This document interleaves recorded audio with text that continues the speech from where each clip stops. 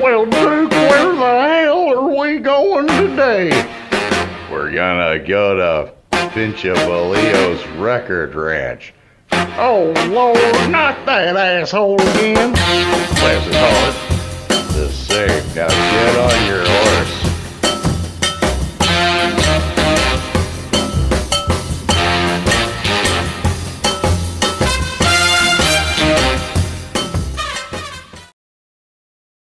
Hey everybody, from the great state of Texas, it's time for another episode of Pinche Bolillo's Record Ranch. I am Bolillo, and gonna say one thing really quick. If you hear any noise in the background, it's my cat. Normally she's asleep or preoccupied with something, but she's been meowing quite a bit. I've had to do several takes, so I'm frazzled. So just want to get that out of the way. But the reason for doing this is a couple of months ago now. I meant to do it a lot sooner, but a couple of months ago I made a video about Frank Zappa and the Mothers and all the stuff they did on the Verve label. And in that video, when it came time to talk about their album We're Only In It For The Money from 1968, I said I was going to make a second video that was going to be all about that. And the reason behind it was not only is it my favorite one that they ever did, but also, more importantly, this album has a lot of controversy, and there's been a lot of censorship, and there's different versions, different pressings, what have you. And 20 plus years ago, when I was getting into Zappa's music and I heard the album for the first time and started doing research, all the information out there, it gets pretty daunting. There's a lot of stuff that gets confusing really fast. It's really hard to navigate. So my hope is that for all you guys out there that are Frank Zappa fans, I hope that this will be as comprehensive as humanly possible, but also not be dry and boring. Who wants to sit through crap like that? So with all that having been said, let's go back to 1967 really quick. Okay? Summer of 67 to be specific. So that summer you had the Summer of Love going on with all the flower people and everything. And Vietnam was getting pretty nasty, and you had the Monterey International Pop Festival where Hendrix set his guitar on fire. And last but not least, the Beatles released Sgt. Pepper's Lonely Hearts Club Band. And apparently when Frank Zappa saw the cover, heard the album, and had a moment to think about it and this whole new psychedelic direction that the Beatles were going in, his comment was something to the effect of, that they just did it for the money. So that not only inspired the title for the new album that he and the Mothers were working on, but the Sgt. Pepper cover inspired Frank to do a parody cover for We're Only In It For The Money. So we're going to talk about that first. So here is what Frank came up with, and as you can see, normally in the background with Pepper, you get that nice sunny blue background. Here you've got this dark, ominous, threatening, shitty kind of looking sky. Got a lightning bolt back there. And Mothers down here, tilts it a little bit further.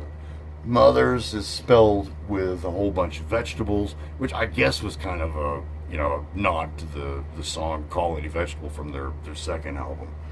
And you got a real motley crew of people back here. A lot of them are just figurines, and there's some celebrities and famous authors and such. I have to confess ignorance. I don't know the majority of the people here, but for sure there's LBJ, and there's Lee Harvey Oswald getting shot. I'm from Dallas, it's a big thing for me. So there's a bust of Beethoven down here, and then you got all the Mothers right across here dressed in these frumpy looking, grandma looking outfits. And then you got Frank dressed the same. Peeking out from behind Frank is his wife Gail. And take a look at that. She's pregnant with their first child, Moon Unit. And it looks like she's about ready to pop too. Like after the photo shoot, they probably went to the hospital shortly after. And right behind her is Jimi Hendrix. Now, that's not a cardboard cutout. That's not a wax figurine. That is Jimi Hendrix. The story I heard is that he was hanging out with Frank and Gail at their place. And that afternoon, Frank said, "Oh, well, we got to do a photo shoot for the new album cover. You want to tag along?" And Jimmy said, "Yeah, okay." So that's how he got to be on the cover. So backside looks just like Sgt. Pepper. You got the red background. You got the lyrics. The Beatles were facing the camera, and Paul had his back to the camera. This time, the mothers, they're all facing away from the camera, except for this guy right here. And one thing really quick, I said as well in the other video that there may be a part 2 where I talk about the Reprise / Warner Brother years. There's one thing I'm going to kind of a sign of things to come with that video whenever I get to do that. This right here, this logo, Bizarre, that'll be important later on. So there's the front and the back cover, and then with the gatefold inside, there's the yellow background, just like Pepper. There's the guys with the frumpy grandma outfits again. I love that sneer that Frank's got on his face. Is this phase 1 of Lumpy Gravy? So there's that. And last but not least, they even went so far as to do a parody of a little cutout sheet that came with Sgt. Pepper. So instead of all the badges, there's the nipple, there's there's hair you can put in there, I guess wherever you want to put hair. There's, what does this say right here? Lieutenant School Safety Patrol. Oh yeah, that's a badge I want to wear. But anyway, that is the parody cover that Frank came up with. And apparently the executives at Verve, or more importantly, MGM, higher-ups, they weren't so sure if they were going to be able to release the parody album cover. They kept going back and forth. Should we? Should we not? Can we? I don't know. What do you think? Are we going to get sued by the Beatles? Well, all that was going on. Frank actually did call Paul McCartney and say, "Hey, my new album cover is a parody of your Sgt. Pepper cover. Do I have your permission? Is it okay? Or do I need to change anything?" And apparently Paul McCartney's comment was something to the effect of, "Oh, well, I don't know. I need to talk to my business manager." So, according to one source I read, Frank actually snapped back at him on the phone and said, "No, you are the artist. You are the creative one. You are the one who says yes or no, not your business manager." I don't know what happened with that phone call, but for sure, Verve / MGM, they kept going back and forth. Can we not? I don't know. And that alone, the album cover alone, wound up delaying the album for at least 5 months. I think 6 months was the actual delay time. So the thing didn't come out till 1968. And the final decision that Verve came up with was, okay, we'll do the parody cover, but we're going to reverse it. So here's what actually came out. I just had it folded around the other way. What should have been the gatefold, the inside of the gatefold, is now the front and back of the album cover. And then what originally was supposed to be the front and back is now on the inside of the gatefold. So, in the early 90s, a couple of years before Frank died, he was working with Rykodisc to have all of his albums remastered and released on CD. And I want to say it was right around that time that all copies of We're Only In It For The Money were corrected as far as the album cover. What should have been the cover was actually the cover. So, and that still holds true to this day. So while all that stuff was going on with the cover, Frank and the Mothers had already recorded the album. They'd mixed it. Frank had edited the album the way he wanted. And those of you who are familiar with the album, you know that this one's a little bit different compared to Freak Out and Absolutely Free. Oh? As far as I'm concerned, this is kind of a sign of things to come as far as Frank Zappa's music. And to be more specific, this is the first album that Frank and the Mothers did where you have lyrics that are suggestive and you've got some profanities thrown in there. Now, if you compare this to, 90%, maybe even more, of what comes out today, this thing doesn't hold a candle.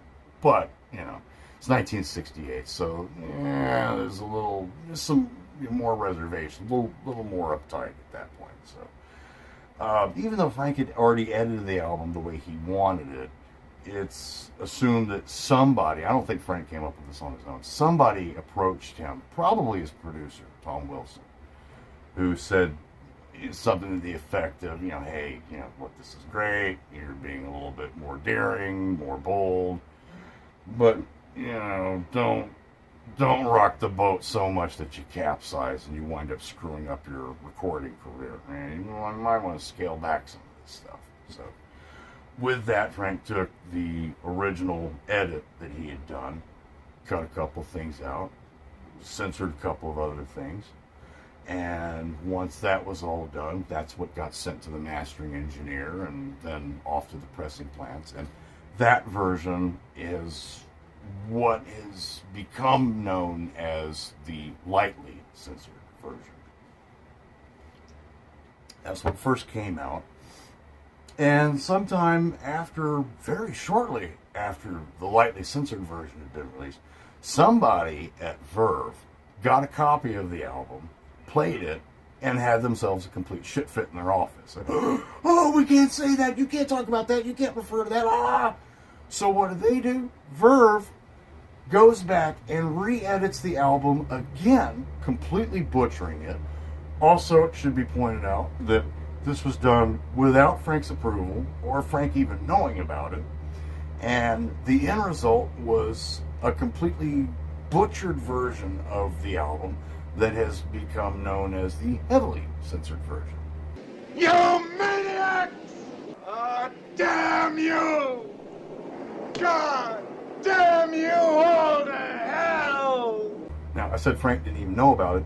Apparently, I'm trying to remember, it was in his autobiography. I think he was in Denmark or something. It was, what he said, it was the European equivalent of the Grammys. Okay? And he was receiving an award for the album, specifically the editing of the album. And as they're announcing him winning this, they're playing sections of the album over the speakers. And Frank's sitting there going, wait a minute, I didn't do that. Wait, that song's too short. What happened? So by the time he gets up onto the stage, to the podium or to accept the award, he basically said, look, thank you for the award, but based on what you just heard, I didn't do that. That's a complete butcher job.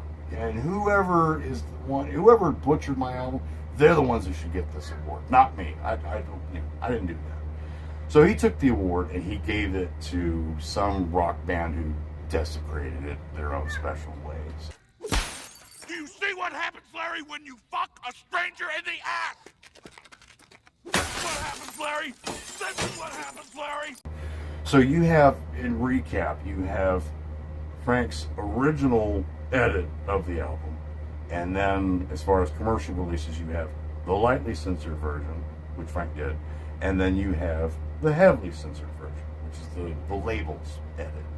So, what are the differences between the original edit and the two censored versions? Well, that's actually pretty easy to cover.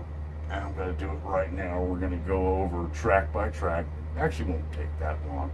Pretty interesting here. So, first track is Are You Hung Up? You got Eric Clapton talking to some lady, Are you hung up? Whatever. And nothing got censored on that track, but it's important to note at the very end of that song, or track, it's not really a song, there's a guy who is whispering into a microphone, drenched in reverb. And he's whispering about how he's going to erase all of the Frank Zappa masters and leave nothing but blank, empty space. He ends it with, hello, Frank Zappa. And now, that guy is the reason I'm mentioning it. This guy, he was the recording engineer for Rolling It for the Money. And he's going to come back later on. So that's Are You Hung Up? Next track is Who Needs the Peace Corps? Now, towards the end of the song, Frank starts imitating kind of a dumb teenage wannabe hippie. I'm gonna go to San Francisco and wear sandals and beads, and I'm going to have a book of Indian lore and grow my hair out and all this other stuff. And at some point in the middle of all that, he says, I will have a psychedelic gleam in my eye at all times. I will love everyone. I will love the police as they kick the shit out of me on the street. but that has been cut out of the heavily censored version. I will have a psychedelic gleam in my eye at all times. I will love everyone. So that's the first one. Concentration Moon is the next track. And this is where our recording engineer buddy comes back. And he's still whispering into the microphone about how he's going to erase the masters. And after he finishes talking, in the lightly censored version and the heavily censored version, he finishes talking. And then you hear Jimmy Carl Black say, "Hi, I'm Jimmy Carl Black. I'm the Indian of the group." And then it goes back into the song. Originally, in Frank's original edit, the guy talking about erasing the masters speaks a little further. The whole section that got cut out by Frank from the lightly censored version. And what this guy originally said was that he's going to erase the masters, and tomorrow, or later on this week, I'm going to work with the Velvet Underground, which is just as shitty of a band as the Mothers. So that's in the original version, but that's not in either of the censored versions. So that's the first thing that Frank cut out. Next is Mom and Dad. Nothing got cut out there. Bow Tie Daddy. That's nothing got cut out of that. Next one, oh boy, this is the big one. Harry, You're a Beast. So towards the end of this song, you hear Frank talking to another member of the Mothers. Both of their voices have been sped up, and the other guy from the Mothers, he's speaking in a falsetto woman's voice, and the dialogue is, "Madge, I want your body. Harry, get back. Madge, it's not merely physical. Harry, you're a beast." And then right after that, in the lightly censored version and the heavily censored version, you hear Frank singing, and the melody goes, and you can't make out what he's saying, because what Frank did was, that section was censored from the original version. What he did was he cut out all these little pieces. Some things are going forward, some things are going backward, some things are layered over each other. So if you play this part of the record forwards or backwards, you can't make heads or tails of what he was saying originally. Madge, I want your body. Madge, it's not merely physical. Don't come in and meet me, and meet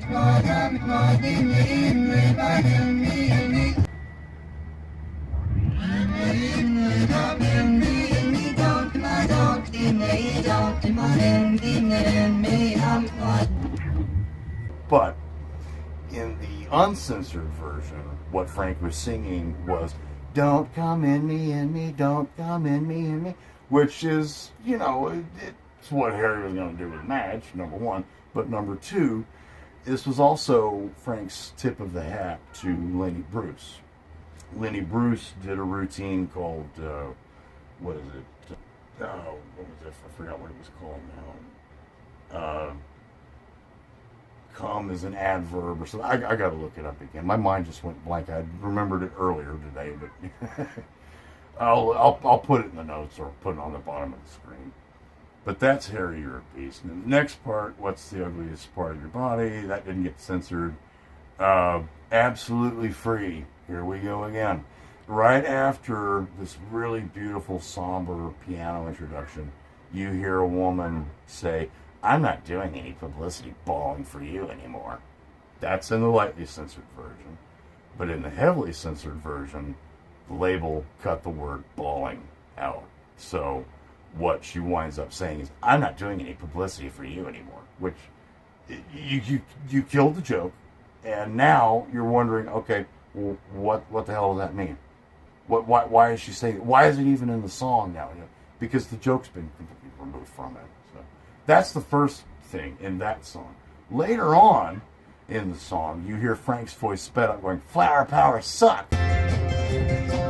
Wow, wow, flower power sucks. Diamonds on velvet, on gold, And then a few seconds later, his voice comes back reverberating. Suck, suck, suck, suck, suck.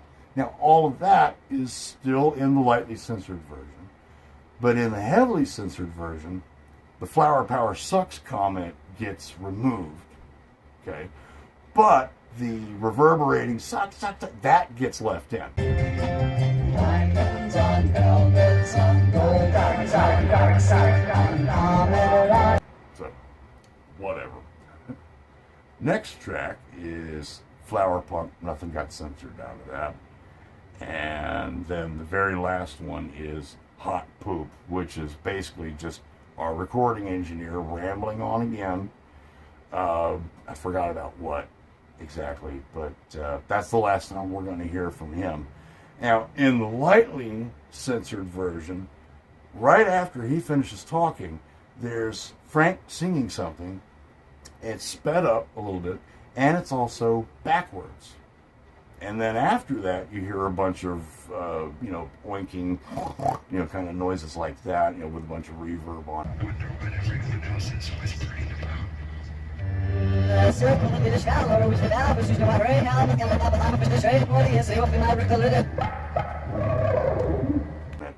That whole thing that is backwards at the very end of Hot Poop is actually a line or a lyric that got removed from a song that's on side B called Mother People. And we'll get to that a little bit later. But all that's in the lightly censored version. The backwards part has been removed from the heavily censored version, and also on the heavily censored version, the pig oinking sounds are completely different and also have no reverb. Why? I don't know.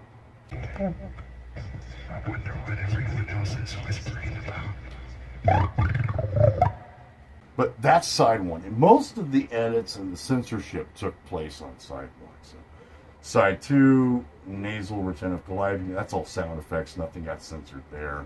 The next track, Let's Make the Water Turn Black. So quick backstory on this. This song is based on two brothers that Frank Zappa knew at some point.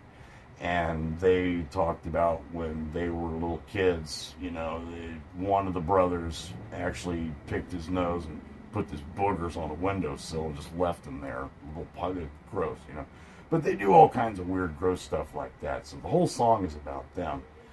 But at one point in the song, the lyrics go... Early in the morning, Daddy Dinky went to work, selling lamps and chairs through San Bernardino squares. And I still remember Mama with her apron and her pad, feeding all the boys at its cafe.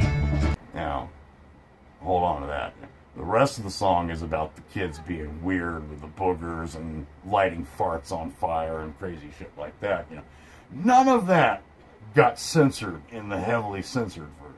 All that's in the lightly censored version. But as far as the heavily censored version is concerned, all that stuff is in there, except the part about Mama with her apron and her pad, feeding all the boys at Ed's Cafe. Early in the morning, Daddy Dinky went to work, selling lamps and chairs through San Bernardino squares. Ronnie helping, Kenny helping burn his boots away. That part got cut out. Why? Because somebody at Verve, whoever it was that made the decision to butcher the album even further, they felt that that line about Mama with her apron and her pad at the cafe, the pad part was not referring to a notepad. This person at Verve literally thought that that was referencing sanitary napkins. You know what I mean? Okay? That somehow, some way, Mama was feeding pads to the boys. This is what blows my mind, is something as so innocent as that gets perverted to that, and gets cut out. But all the other stuff about fart lighting and boogers and everything, that stuff gets left in. So it kind of makes you wonder about, whoever made the decision at Verve to censor the album even further.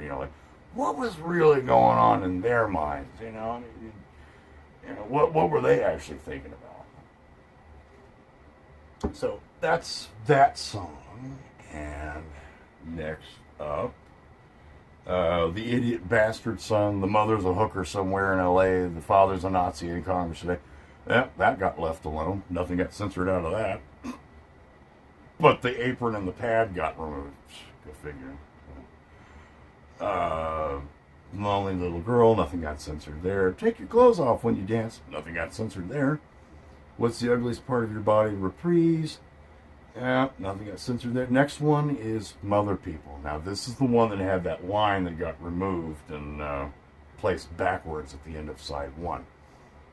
I don't remember the lyrics offhand, verbatim, but the line that was removed was something about, shut your fucking mouth about the length of my hair, you shitty little person.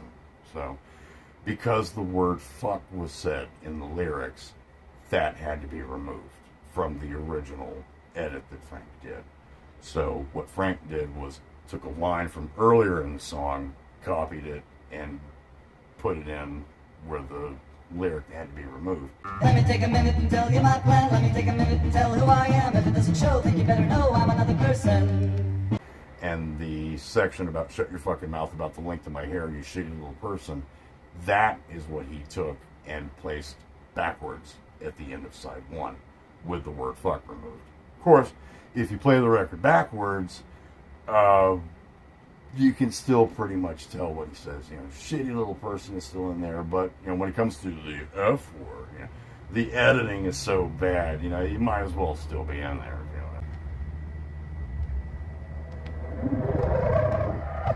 Better look around before you say you don't dare. Shut your mouth about the length of my hair. How would you survive if you were alive, shitty little person? This is also something I mentioned in the first video about the mothers and the verve years. The song was censored for the album We're Only In It For The Money, but I was going to bring this up when we were talking about the greatest hits collection, Mother Mania. They had all the alternate takes and alternate mixes. Despite the song being censored on the original album, on that Mother Mania album, Mother People is uncensored. Well, that's just perfect. I don't get it. I don't get it. But after that is, let's see, the chrome-plated megaphone of destiny. Nothing got censored out of that. So anyway, that's about it. So really, as far as Frank's lightly censored version, he cut that one line out of Mother People. That got censored. The Harrier Beast and the whole Don't Come in Anything, that got censored. And then, really, let's see, what else was there? There was the Velvet Underground comment. That got cut out.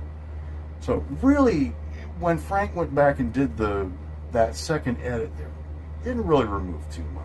But again, with the heavily censored version, that got completely butchered. So with that, all that stuff having been said, let's get to the beef. Did the uncensored, completely uncensored original edit that Frank made first, did that ever get released commercially on vinyl or reel-to-reel, whatever? The answer is no, it didn't. You have a choice between either lightly censored or heavily censored. There was a digital remix of the album that Frank did in the early to mid 80s that is uncensored. I will get to that a little bit later because that's a slightly different piece. But really, the original version never got released. As far as every single CD copy that you can buy, every vinyl reissue that you can get, even copies of the album that are on streaming services of your choice, Spotify, YouTube, whatever the hell else is out there. Every time you find the album, it's always the lightly censored version. So that, I don't know for sure because I wasn't there and I don't have access to the Zappa archives. I mean, who does? It leads me to believe that when Frank went back and created the lightly censored version, all of that was done to the original master tape. Okay? Because Look, the album has been around for 55 years, and if the original uncensored cut was still in existence, then, I mean, don't you think it would have been released by now? Especially considering that Zappa's Kiddos have been, reissuing all of his albums over the last few years on CD and vinyl. I mean, for sure it would have, been put out then. So I'm fully convinced that that's the master as of, that second cut. So, and as far as the heavily censored version, I'm gonna also presume that was cut from probably the safety copy, because you guys watch my other videos, our good friend here on this channel, Mr. Kevin Gray, what he mentioned in one interview I did with him was that once the master for an album is made, before it goes to the mastering engineer, what's done first is they make a safety copy, just in case the original master gets destroyed or somebody eats it or something, you got a backup copy. So, I think the safety copy was what was used for the heavily censored Verve record editing. But as far as older pressings, if you're on Amazon or Discogs or whatever looking for a copy, or if you're out at your local record store and you're digging through the crates and you just happen to find an old copy, how do you know which version you've got in your hands right now? Well, the album cover is not going to tell you anything. The labels, I'll get to that a little bit later on. But for sure, the biggest thing that you do is pull the record out of the sleeve and you look at the dead wax codes on both sides of the record. I'll mention that too in further detail later. But what you're looking for is at the end of the dead wax, if you see REVF, that is Frank's lightly censored version. If you look at the dead wax and all you see is REV and nothing else, that's the heavily censored version. So the album, bring up a couple other things here. It's interesting to point out that, came out in '68, and the album was in print until probably, ballpark, 74, maybe 75, something like that, where it finally went out of print for several years, and then it got reissued in the 80s under Frank's label, but it ended production in the mid-70s. Right about 72, somewhere right around there, all of a sudden you stop seeing copies of the heavily censored version being made. Now all new pressings at that point, now you're starting to see the lightly censored version coming back. And there's actually some copies out there that have the lightly censored version on one side, the heavily censored version on the other. So you got to be careful. So that's why I mentioned I was going to talk about the labels, but I'll get to the labels a little bit further. That whole thing about, lightly, and then you have the heavily censored version and then go back to the lightly censored. That all makes sense to me working at a pressing plant, because what happened was one version comes out and that's what the pressing plants used, and then they're told that they can't use that, you got to use the new version, which is butchered. So what do you do with all the old plates, all the old stampers and stuff? You put them on a shelf and just leave them alone. Well, 68 to 72, that's 4 years, and they've been doing repressing from all the the metal parts for 4 years. They're probably worn out by that point, but they're still getting orders coming in left and right. So what do you do at that point? If you're not getting new lacquers to make metal parts off of, you got to pull out the old ones. So that's how the lightly censored version wound up coming back. And also, if nobody was paying attention, that's how there's some copies that are light on one side and heavy on the other. So, and with the labels, where is it? Okay. All copies, original pressings, are going to have this blue and silver label. And you get to about 72 or so, you start to see newer pressings at that point with a black and silver Verve label. those are usually the ones, if I'm not mistaken, that have the mixed up stampers, where it's light on one side and heavily censored on the other. And then you've also got some copies that have this weird looking white label with the MGM logo and Verve on there. I don't know if that was towards the end of the run before it went out of print, or if it was somewhere. I don't know. Anybody out there can give me an answer on that. That'd be great. But anyway, that's that. As far as the mono mix, it was released in mono. Differences between that and the stereo and slightly censored heavily, I really don't know much about that. But going back to the uncensored thing, as I said earlier, in the early to mid 80s, Frank digitally remixed the album and re-released it on CD for sure. I think it might have come out on vinyl as part of a box set. I'm not too sure. You guys out there, if you know better than me, then fill me in on that. But the album did get remixed. The remix was uncensored, so this is one way that you can hear it completely uncut. The only problem is it's not really the original album. What Frank did was he took the original bass guitar tracks and the original drum tracks off of the mix, re-recorded new drum tracks and new bass guitar tracks, put those in there, and really modified the sound. I mean, some songs were a little bit faster, some songs are a little bit slower, and some stuff, it sounds more like what Frank was putting out in the 80s to begin. It doesn't sound like a 60s album anymore. So that's another reason why I say, no, the uncensored version never really truly came out in its original form.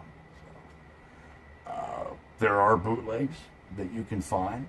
You can find some of those on YouTube, where people have actually taken bits and pieces from different versions and stuck them all together to make an uncensored version. There's that, but officially nothing has come out. So with that, I think I'm going to end this one, because this one wound up getting pretty lengthy, and see you next time.